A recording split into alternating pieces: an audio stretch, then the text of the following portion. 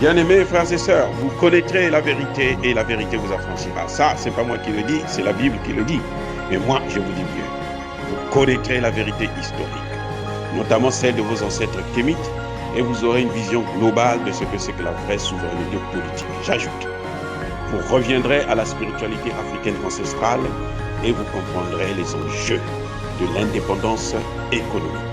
Et pour terminer, vous accepterez votre identité culturelle kémite et vous obtiendrez deux choses.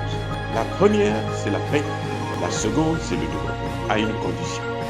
L'unité de toute l'Afrique noire, l'unité de tous les Noirs du monde entier. Otep à tous, bienvenue sur la chaîne des panafricanistes par essence, par conviction et par excellence. Celle des citoyens kémites par nécessité et obligation de combat.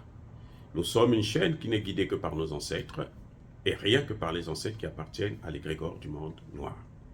Par conséquent, nous ne croyons en aucun Dieu venu de l'étranger. Toutefois, cette vidéo n'est aucunement destinée à inciter à la haine ou à la violence, car nous menons un combat qui est d'abord et avant tout spirituel. Ensuite, il est politique, géopolitique et géostratégique. Contre l'impérialisme, le colonialisme, le néocolonialisme et l'endocolona. Sur la base du principe fondamental que nous avons hérité de nos ancêtres kémites, qui est celui de la Mahat, c'est-à-dire solidarité, vérité et justice. Nous sommes donc en droit, vous êtes en droit de connaître la vérité, et nous avons l'obligation de vous dire la vérité et rien que la vérité, afin que justice soit rendue au continent africain. Et ça, c'est notre modeste contribution dans cette noble lutte en faveur de la souveraineté, la dignité, la solidarité et l'unité africaine. Et ça, c'est ce que nous appelons le panafricanisme. Bien-aimés frères et sœurs, nous avons tous vu Emmanuel Macron faire son premier voyage en Afrique depuis sa réélection. Nous avons déjà fait le bilan, nous avons dit qu'il était catastrophique. Et nous allons soulever un élément que vous n'avez pas, plutôt que nous n'avons pas évoqué lorsque nous avons fait le bilan du voyage d'Emmanuel Macron. C'est vrai que nous confirmons que ce voyage, et nous assumons que ce voyage était un voyage touristique. Emmanuel Macron n'a rien apporté à l'Afrique. Au contraire, Emmanuel Macron est venu avec des solutions comme d'habitude boiteuses, au profit bien entendu des intérêts de la France. Des solutions qui n'ont ni tête ni queue. Nous allons parler du Cameroun. Nous savons que le Cameroun est attaqué par les terroristes et il y a une rébellion qui s'est déclenchée depuis un certain temps. C'est depuis très longtemps d'ailleurs que le Cameroun gère ça et nous saluons l'armée camerounaise qui jusque-là n'a pas failli à ses obligations régaliennes de protéger la population et de protéger l'État.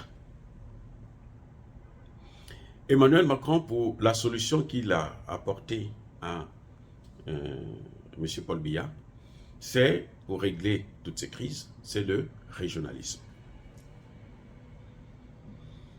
Eh oui, quand je vous dis que ce sont des solutions boiteuses, il y a des gens qui disent non, vous êtes trop insolent. Quelqu'un qui a la tête sur les épaules, qui réfléchit correctement, ne peut pas faire une telle proposition à un chef d'État qui est là depuis près de 40 ans. Monsieur Emmanuel Macron ne comprend rien de ce que lui-même il est en train de dire.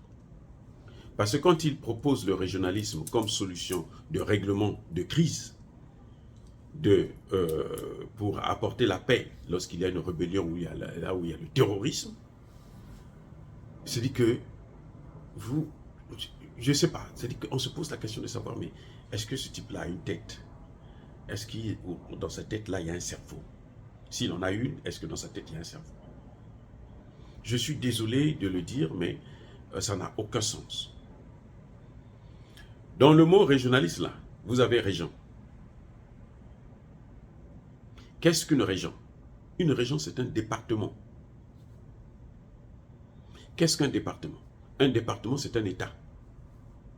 Ce sont que des appellations pour délimiter une zone géographique. Et ça varie selon les États, selon les pays. Aux États-Unis, ce qu'on appelle département, ce sont des États ici. Vous avez par exemple l'État de New York, l'État du Texas, l'État de Caroline du Nord. Il y en a 50. Ce sont des États, ce sont des départements. Parce que quand vous prenez l'État de New York, après l'État de New York, il n'y a pas de région de New York, il n'y a pas de département de New York. Il y a des villes. Aux États-Unis, c'est ça. Vous avez l'État fédéral et vous avez les États. Après les États, vous avez les villes. Vous allez par exemple en Haïti, vous avez les départements. Vous avez l'État d'Haïti, la République d'Haïti, et vous avez les départements. Après les départements, vous avez les villes. Vous venez au Congo, Brazzaville, avant, il y avait donc l'État, donc la République du Congo, et puis après, vous avez, comment vous appelez ça, des régions. C'est depuis un certain temps, avec la venue de la démocratie, on a changé de nom. À la place de région, on appelle ça maintenant département. Mais sinon, département et région, c'est la même chose. Vous allez au Congo démocratique, vous avez des départements. Et les départements sont chapeautés, gouvernés par un gouverneur. Comme ici, aux États-Unis, chaque État a un gouverneur. Donc, lorsque Emmanuel Macron vient vous dire que ce qui compte, ce qui est pour régler le problème de la rébellion et du terrorisme au Cameroun, il faut la régionalisation, alors il est en train de taper à côté. Il est en train de vouloir enfoncer le Cameroun dans le chaos. Pourquoi je dis ça? Parce que quand il parle de régionalisation, là, il ne parle pas de régionalisation comme étant une division territoriale. Il parle de régionalisation comme étant une forme de décentralisation. C'est-à-dire une autonomie des régions. C'est-à-dire il veut de fait que le gouvernement camerounais puisse accepter l'autonomie, la création des États là où il y a la rébellion. Je reprends. Lorsque Emmanuel Macron vous parle de régionalisation, il est au Cameroun. Il dit la solution, c'est la régionalisation. Vous allez donner une région aux terroristes. Vous allez donner une région aux rebelles. Une ou plusieurs régions d'ailleurs. Aux rebelles, une ou plusieurs régions au terrorisme.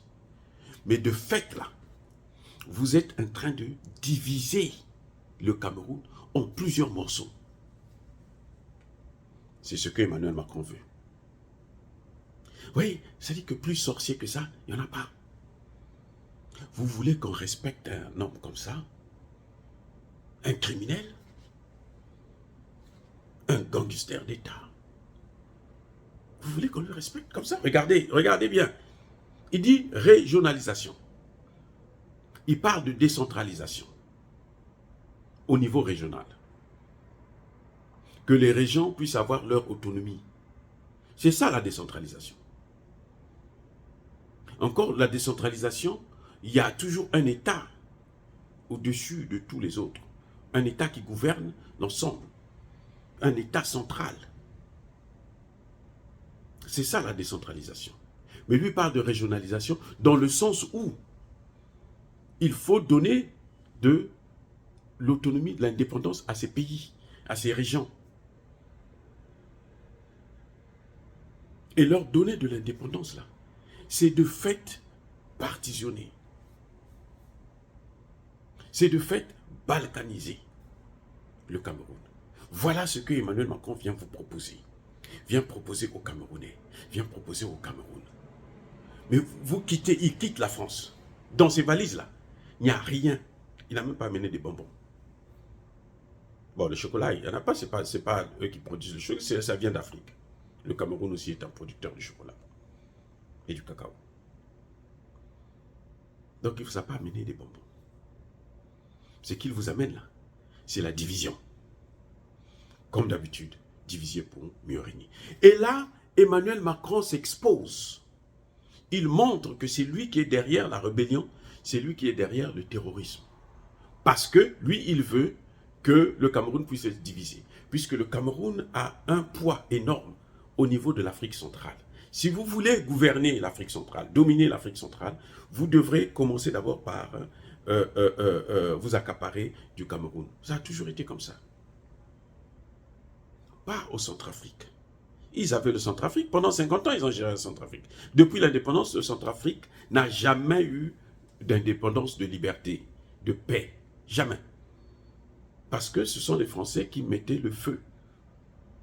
Et ce sont eux aussi les pompiers. Ce sont donc des pompiers pyromanes. Vous l'avez compris.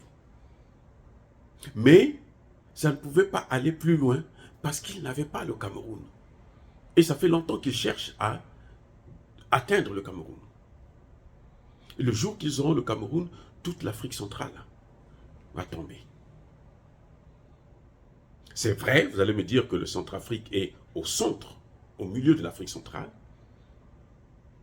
Mais politiquement parlant, il faut qu'il atteigne le Cameroun parce que le Cameroun est plus stable. Et le Cameroun, c'est le Cameroun qui a sauvé la partition du Tchad. C'est le Cameroun qui a sauvé même l'explosion totale du Centrafrique.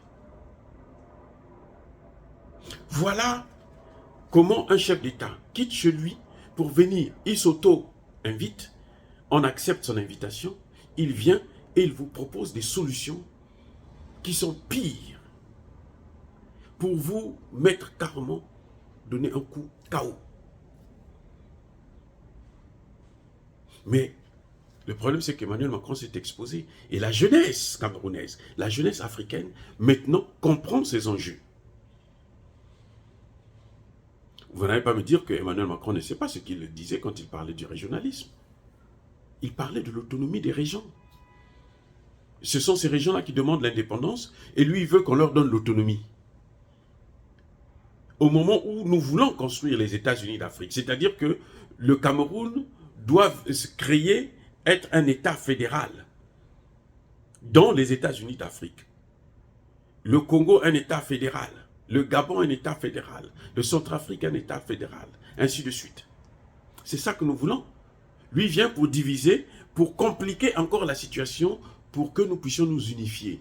Non, nous sommes pour l'unification des États africains, pour la création des États-Unis d'Afrique. Ce n'est que comme ça que nous aurons une armée africaine commune qui va combattre pour nous, pour apporter la paix, pour protéger le territoire. Et c'est comme ça que nous aurons une monnaie africaine commune qui sera plus jamais le CFA, ni sous dominance des monnaies étrangères.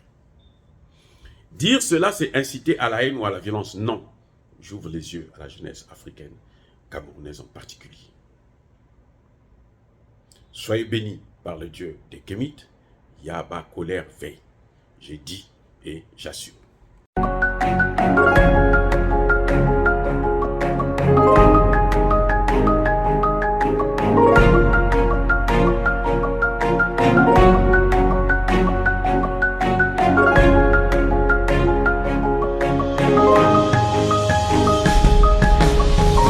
Eux, ils marchent par la foi et non par la vue.